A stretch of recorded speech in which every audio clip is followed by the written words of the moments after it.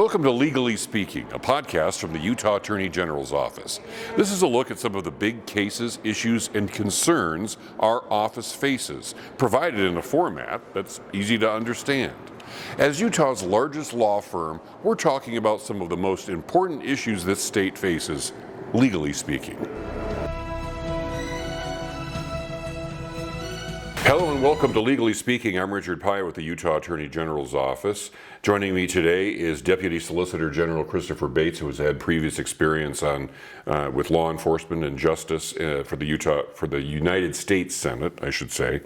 We're going to break this podcast series up into three, with the headline being criminal justice reform. Thanks for joining us today. Sure, glad to be here. So tell us a little bit about your experience working for the Judiciary Committee for the United States Senate. So I was a staffer on the Judiciary Committee for about 4.5 years for Senator Hatch back when he was in office. And Judiciary is most well known for the Judiciary Committee for his work on Supreme Court nominations. So you might recall Neil Gorsuch, Brett Kavanaugh, Amy Coney Barrett. That's sort of what you see most on television. Right. But the committee that's the drama, but you got some bread and butter stuff going on too. Yeah, so we also do legislation. So all federal criminal law goes through the Judiciary Committee, intellectual property, immigration as well. So we have a fair number of hot topics that come through, but all laws that amend the federal criminal code, also provisions relating to law enforcement funding of the FBI, other law enforcement, that touches on judiciary as well. So okay, so you've got, from a policy standpoint, a little bit of an eagle's eye view of the criminal justice system and on issues like police de-escalation, that kind of thing. Yes. Okay. Yes. First of all, when something happens in law enforcement and there's a reaction and people say, we need to put your, whatever policy you're trying to create there as a reaction to something that creates emotion as well. Does that work? Is that an effective way to develop policy when it comes to law enforcement? A lot of policy that happens on Capitol Hill, across the country, as you mentioned, is reactive. So there's an event involving law enforcement. There's a shooting, or there's some sort of tragedy that happens. So of course, lawmakers, they want to respond. And so oftentimes what you see is there will be bills introduced to address whatever the problem was that happened. So say you had a shooting, and the shooter should not have been able to have a firearm because of something in their background.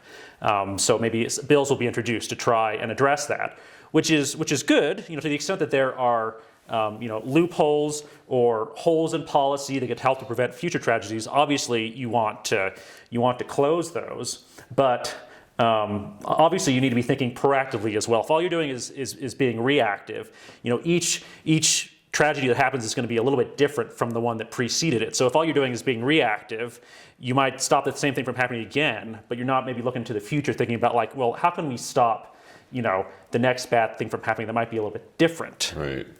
So if something happens, say there's a police shooting or, police abuse of power in some way, yes or no question, do you have an opinion on how the department how the police department that's involved, or even the prosecutors, should react to that individual case? Do you have an opinion most of the time when you hear about something that's happening?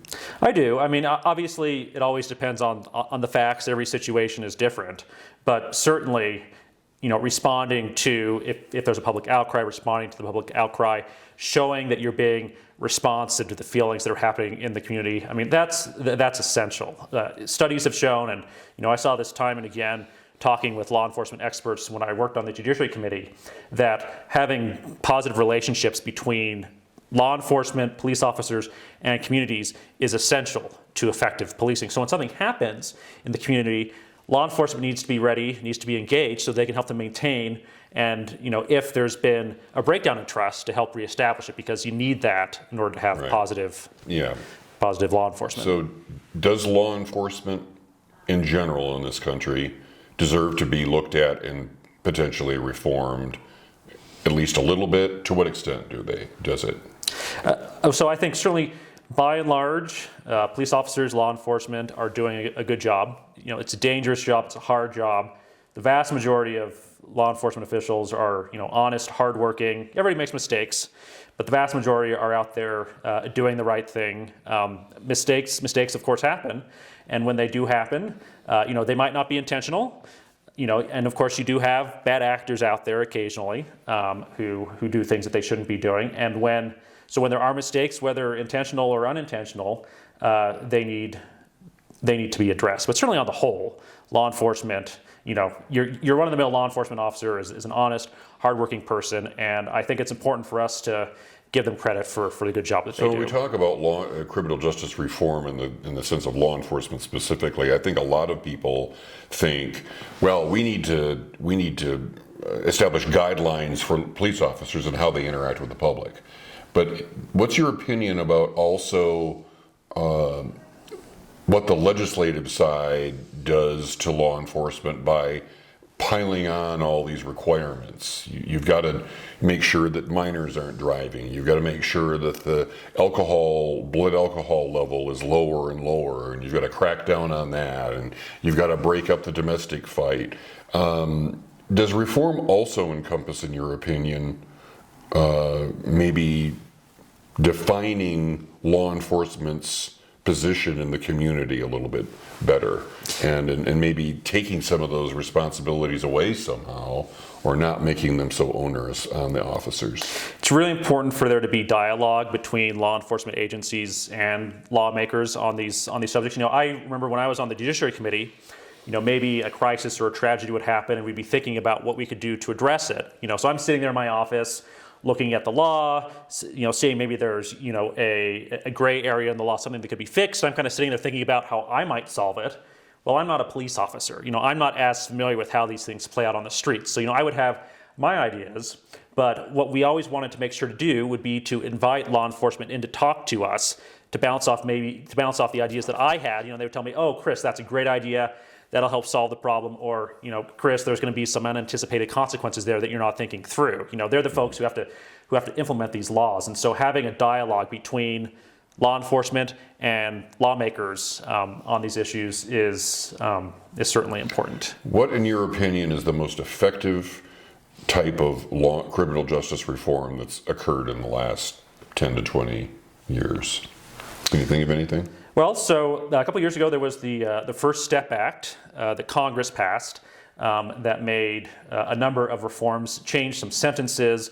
But what I think a really positive thing was that came out of the First Step Act was dealing with recidivism. And I would say that in the last 10 years, there's been a significant focus, both at the federal level and across the country at the state level as well, on recidivism and rehabilitation. There's I think, become an increasing awareness that, when people commit crimes, when they break the law, obviously they need to suffer consequences, and if that includes a term of jail, a term of prison, that's certainly appropriate. But what we don't want to have happen is for them to be released, reoffend, and return to prison. That's sort of like the worst case scenario. Right. And so, for a long time, during sort of the, what was sometimes called the tough on crime era of the 80s and 90s, the focus was on, tamping down, trying to be, as tough as we can be on offenders, which certainly is appropriate.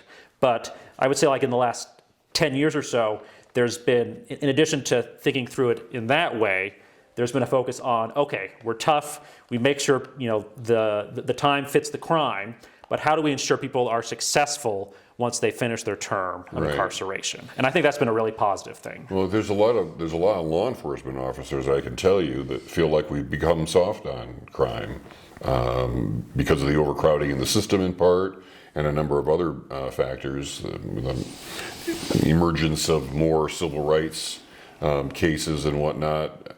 I think that people feel like it's swung too far the other way. Do you have an opinion on that? I think that if you look across the country and you see the rise in crime in a lot of cities, you see some of the new, approaches that some prosecutors have taken, where they're not even really prosecuting things that are lower than felonies. They're not, or only rarely, holding people in custody awaiting trial. I think that those are serious problems, and I think that there's general agreement that those are aspects that have contributed to the rise in crime over the past couple of years. So, at as in all things, there needs to be a balance. But saying we're just not going to enforce the law against a whole range of crimes, particularly like more serious misdemeanors. That sends a message to folks like, hey, I can violate certain laws with impunity.